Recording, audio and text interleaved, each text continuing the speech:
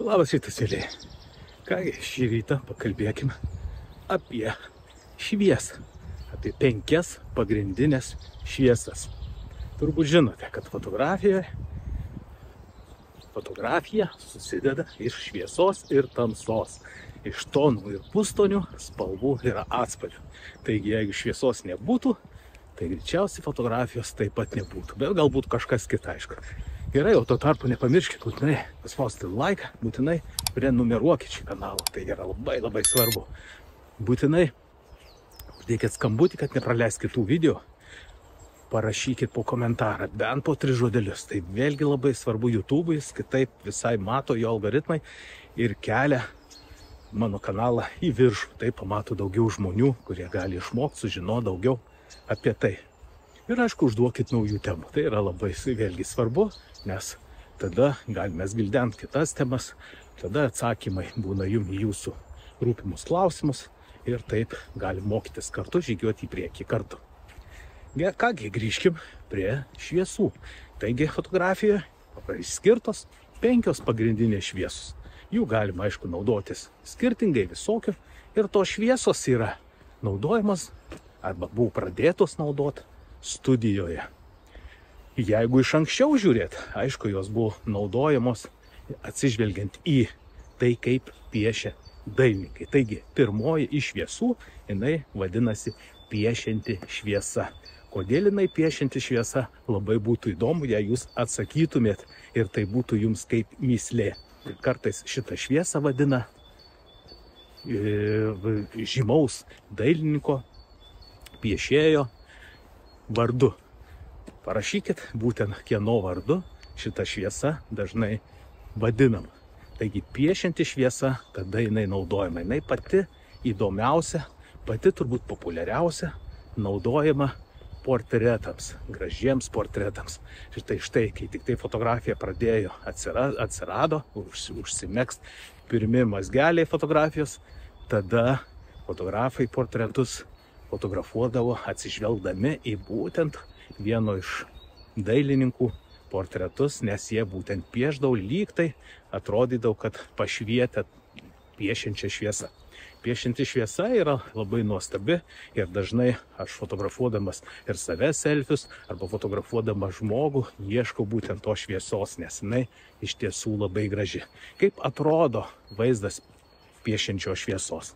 Tai dažniausiai būna štai taip. Fotografuojama iš vienos pusės, o šviesa iš kitos pusės. Tai yra maždaug 45 laipsnių kampu. Jeigu aš žiūriu į kamerą arba modelis žiūri į kamerą, tai šviesa būtinai bus šiek tiek iš šono 45 laipsnių. Jeigu modelis pasukęs galvą ir žiūri į šviesą, tai vis tiek fotoaparatas 45 laipsnių kampu fotografuojamas. Ir štai ta šviesa būna labai graži, ypatinga, jinai pati turbūt populiariausia, taip jinai duoda gražų vaizdą.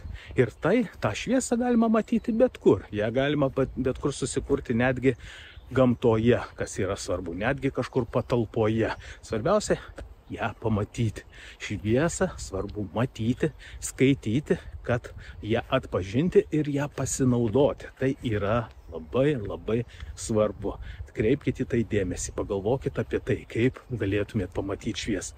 Ir štai gamtoje lygiai taip pat, ieškodamas gražios nuotraukos arba gero apšvietimo, aš visą laiką stengiuosi atsistoti taip, kad ir dabar save filmuodamas, kad šviesa kristų iš vienos pusės, filmuojant save iš kitos pusės arba fotografuojant, kad tamsesnė arba šešėlinė vieta būtų būtent iš šitos pusės. Reiškia, mane čia apšviečia, o šešėlis čia.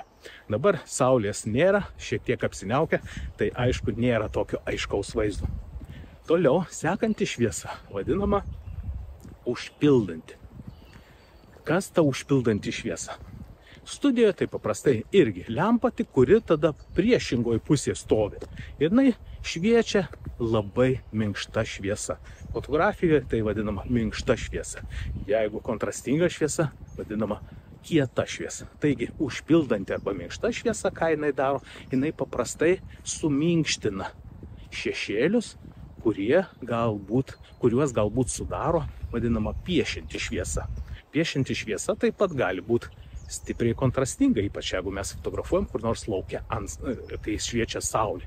Ypač tada kontrastas didžiulis ir visokie šešėliai po nosim, po akim, jie stipresni atsiranda, jeigu neteisingai pastatom. Tad minkštanti šviesa labai jinai mums padeda sušvelninti šešėlius. Tai jeigu fotografuojam saulės šviesoje, tai turbūt esat pastebėję, kad kai kurie fotografai nešiojasi su savim atšvaistus, kurie būtent ir sušvelnina štai šituos šešėlius. Taigi minkštinant šviesa taip pat labai svarbi, tiksliau užpildanti, vadinasi, tiksliau užpildanti, bet jinai atlieka minkštinančią tokią funkciją. Taigi, kokia toliau šviesa? Toliau yra kontražiūrinė šviesa. Tai irgi labai svarbi ir labai faina šviesa, kuri paprastai būna nušviesta iš viršaus saulės arba iš viršaus kokios lempos, prožektoriaus. Ir tokia lyg aureolė sudaro ir išskiria žmogaus formas išskiria. Jinai labai graži šviesa, ypač tada, kada fonas tamsesnis. Tada ir veidukas matosi gražiai, arba jeigu fonas šviesus visai, tai galima padaryti siluetinę nuotrauką taip pat gražiai, būtent naudojantis kontražiūrinę šviesą. Kontražiūrinė šviesa, ją lengviausia atsimint, kai jinai šviečia iš viršaus, ar saulė, ar prožektorius, o fonas tamsesnis ir labai gražiai atrodo. Jeigu daryti siluetinę ir prožektorius nušviečia žmogaus visą siluetą, o visas jo kūnas tamsus, tai labai gražios nuotraukos, kai būna profiliu pastatytas ir matosi visos formos. Ypač gali gražiai atrodyti fotografuojant nėštukes, pavyzdžiui. Toliau yra foninė šviesa, kuri labai daug ir labai svarbu. Su foninė šviesa dažnai susiduria fotografai pradedantieji. Pamiršta arba nepastebi, kad jie fotografuoja, pavyzdžiui, prieš langą, prieš šviesą. Ir štai nuotrauka fotografuojant prieš langą, prieš šviesą, o langas tai jau būtų kaip ir labai šviesus fonas, tada kas atsitinka, gaunasi tamsoki arba per tamsus veidai, pats kūnas per tamsus. Ir štai mes gaunam ne to siluetinę, ne tai gražią apšviestą. Ir jeigu veidukas per tamsus, tai jį net pašviesint redaguojant nelabai pavyksta. O jeigu kažkiek ir pavyksta, tai veidukas, veido oda paprastai būna tokia kaip murzina, sutvarkyti neina. Todėl atkreipkite dėmesį, ką aš visą laiką kartoju, kai fotografuojat žmogų, rinkitės, kad fonas būtų šiek tiek tamsesnis už žmogaus veido odą, pavyzdžiui. Ir tada jums visą laiką gausis puikus. Nežiūrėkit, tai yra stengtis, kad neatsitiktų taip, jog fonas visiškai juodas arba visiškai baltas, kaip kad fotografuojant prieš langą, prieš šviesą kažkokią. Taigi, jeigu bus juodas fonas, visiškai tamsus fonas, o čia stipri saulė šviečia, ką mes tada gausim? Greičiausiai gausim per šviesų žmogų. Kodėl taip atsitinka? Todėl, kad fotoaparatas matuoja šviesą ir dažnai jis matuoja visą aplinkinę šviesą ir tarkim juodą foną jis priima kaip tamsą, o kai priima kaip tamsą, fotoaparatas stengiasi pašviesinti. O kai jisai tik pašviesina, tai tas žmogus ar modelis stovintis prieš fotoaparatą taip pat šviesėja ir jisai gaunasi visas išblyškęs, per šviesus ir gaunasi nuotrauka mums netikusi, nes dingsta detalės. Jeigu fonas per šviesus, tai yra baltas fonas, langas, tai jau girdėjot, kad žmogus gaunasi per tamsus, jo veidas gaunasi šešėlyje ir tada vėlgi nuotrauka gaunasi nekokybiška. Ir ką, liko dar viena šviesa, tai modeliuojant. Modeliuojanti šviesa paprastai pašviečiama šiek tiek ne iš nugaros, bet šiek tiek iš šono, kad atsirastų kažkoks blikas, ar vienos pusės, ar kitos pusės. Blikas, kuris priduoda gyvybės, gyvumo nuotraukoj ir tai pagyvina nuotrauką. Nedažnai naudojama modeliuojanti šviesa, todėl gal jinai ir nėra tokia svarbi. Bet jeigu fotografuojant teisingai, norint nuotrauką išdirbti jos detalumą, tai visos 5 šviesos turėtų būti sujungtos ir teisingai pastatytos. Dabar viskas, aišku, paprasčiau.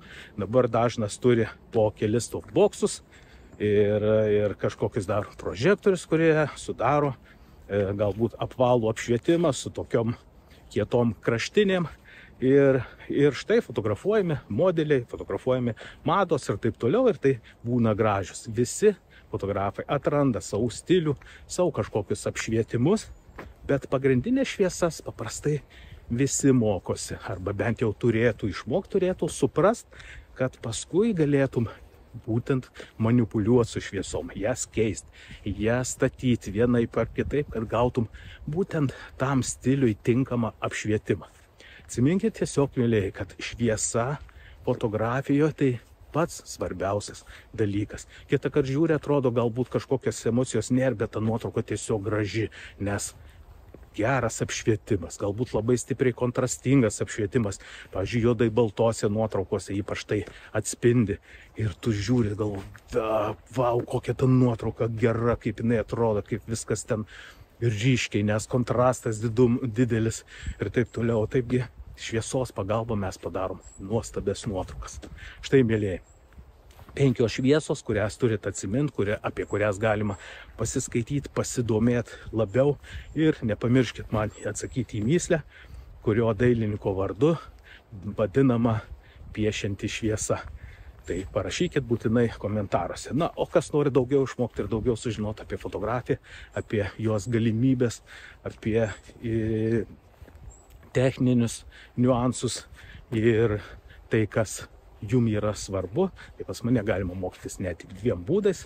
Pirmas būdas savarankiškai, antras būdas individualiai. Savarankiškai galima mokytis įsigiję net 10 temų video formate ir mokytis patiems, kada nori, būnant kur nori, ir neribotas laikas, kiek nori. Labai patogu kelionėse, turi fotoaparatą prie savęs, pasileidi per mobilų arba per kompiuterį ir savo klausai, žiūri ir darai, kas tau sakoma. Tai yra labai patogu. Nuoroda yra po šiuo video. Taip, kad mokytis reikia išgirsti, sužinoti, tau lengviau eisis ir tu su malonumu darysi tai, kas yra sakoma. Antras būdas individualiai, tai kai mes mokomės tik tai tu ir aš, mes mokomės kitam lygi, yra profesionalesnis lygis, kai visos žinios ir profesionalus praktiniai patarimai tik tai tau vienam.